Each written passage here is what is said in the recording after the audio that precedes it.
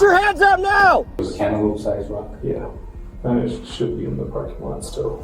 On the afternoon of June 15th, 2025, at approximately 1:02 p.m., Bernalillo County Sheriff's deputies are dispatched to a McDonald's restaurant. The call is for a fight in progress. When deputies arrive, they locate and detain a 37-year-old man. He's identified as Neil Gabriel Winslow. Deputies also find another man at the scene who is unconscious and not breathing.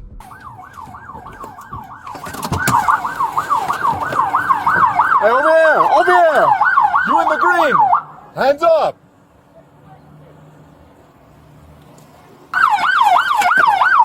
Get your hands up! Hey! Get your hands up now! Face away from me! Walk backwards with the sound of my voice! Making 2-5, give us 10-3. Start FMO, have them stage in the area. Keep backing up!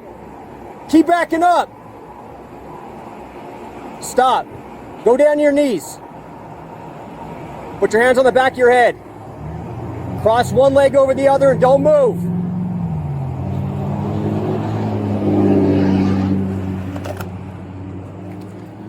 Go start checking that guy. Wait till you get stuffed up.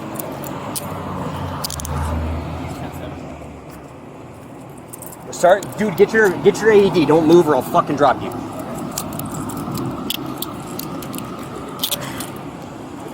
Start FMO code 3. Stand up. My knees are bad. I'm sorry. Get your AED. I got it.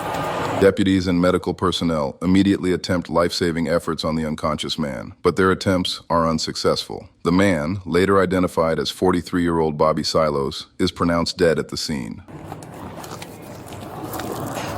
We need FMO, like now.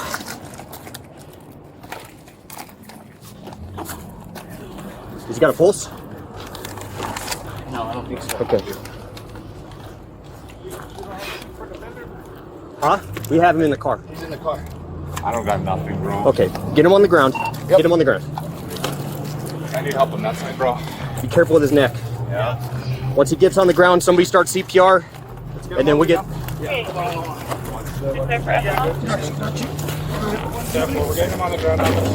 All right, start CPR.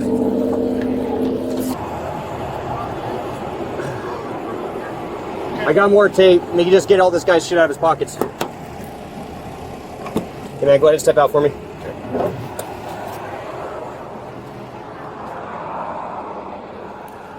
10-4, thank you.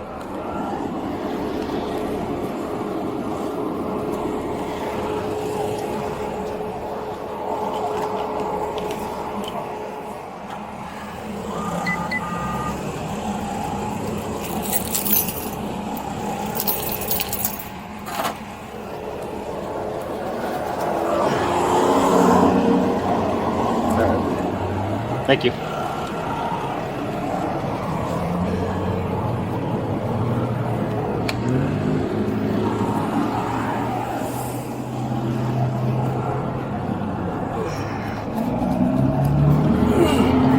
go ahead and have a seat for me back in the car. Thank you. You have an evidence back? Yeah. Can I make one phone call? I'm technically So just hang tight 1 second, okay? Watch your knee and your elbow. I got the air conditioner on, just sit tight. All of them are dead. Are you fucking serious?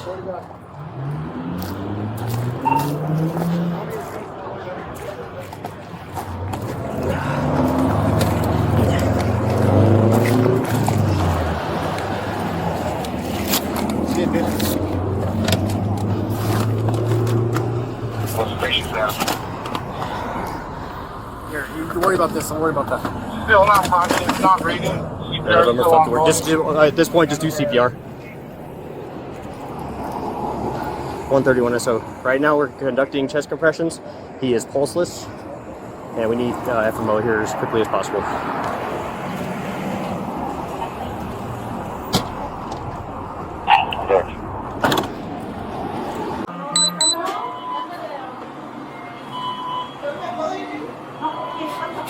To be honest with you, bro, I don't think there's cameras specifically pointing that angle. They mostly just point like down. Basically saw it being like the guy that passed out or whatever. I went up to him and he asked them like like, if you guys don't stop, we're gonna So call. you guys hustling too? Yeah, it's because the customer. We were all right here, and the customer said like the really quiet, and we had seen, and then the guy was like choking him and stuff. So I'll let you all get into that in here in a second. For now, you said no camera footage then, probably not? No, I just checked it. It's only aiming on this. I figured out, yeah. They point that way because Okay. of the drive-through. Okay. No worries then. 260 or so. There was one customer that was recording, but they left. I was reporting it. Yeah, he was recording. And if you could also notate, McDonald's doesn't have any cameras facing that direction as well. When detectives interview Winslow, he tells them he's a social worker and had been working with Silos for the past 2 weeks. According to Winslow, he first met Silos while transporting him to a live-in facility as part of a program. We understand what happened, and put everything together. Something like a field deputy doesn't really have a whole lot of time going to call for call, right? Okay. So they call us. We have all the time in the world to come over and talk to you guys.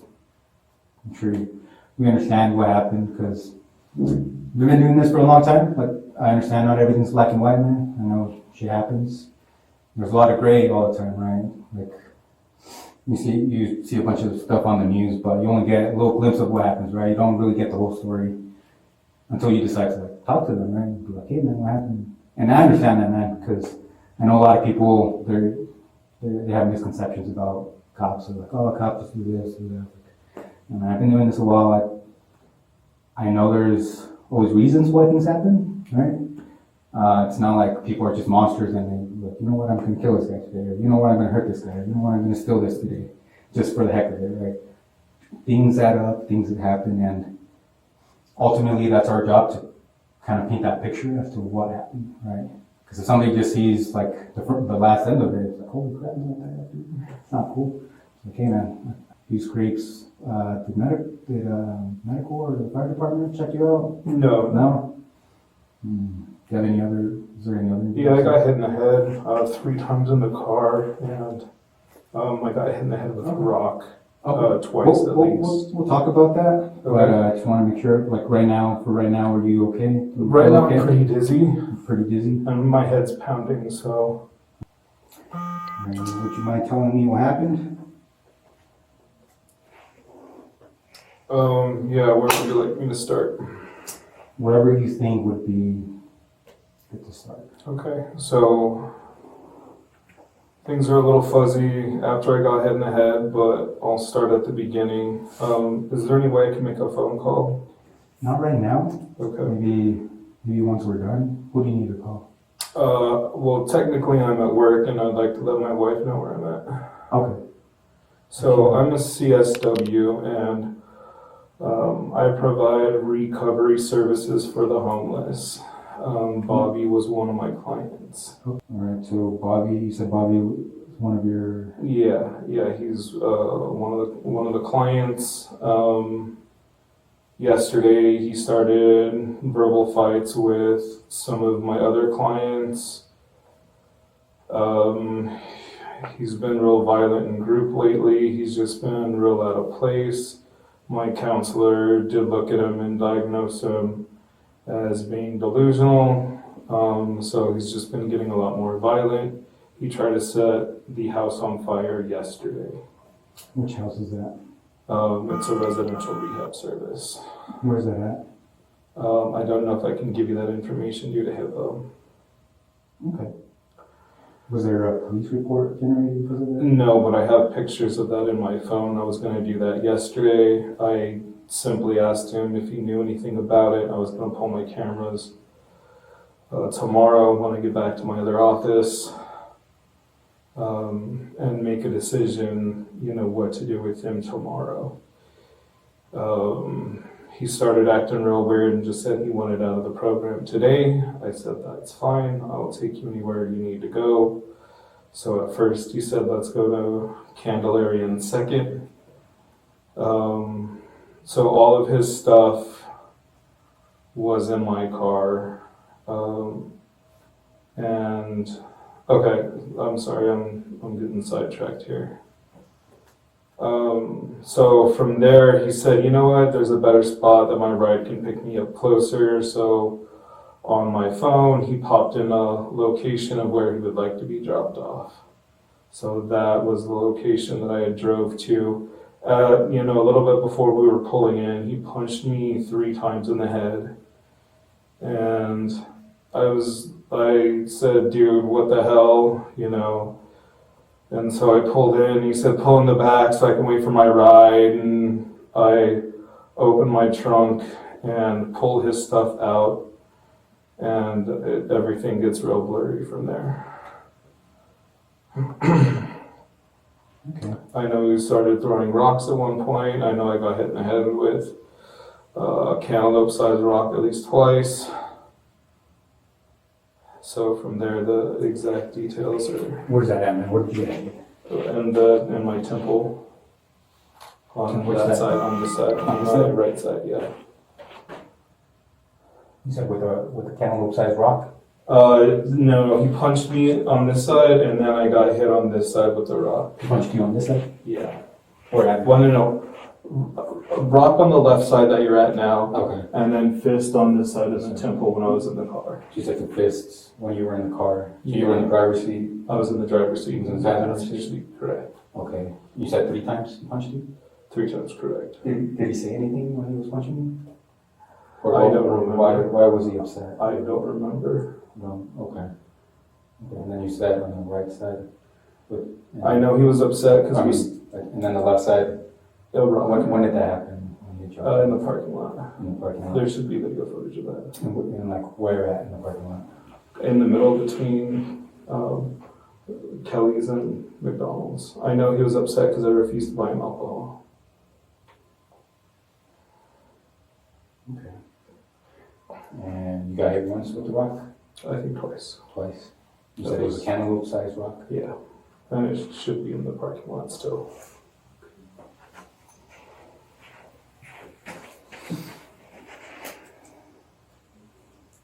Okay. What else do you remember, man? That's when I did pick him up the first time, he did try to pull a knife on me, and I have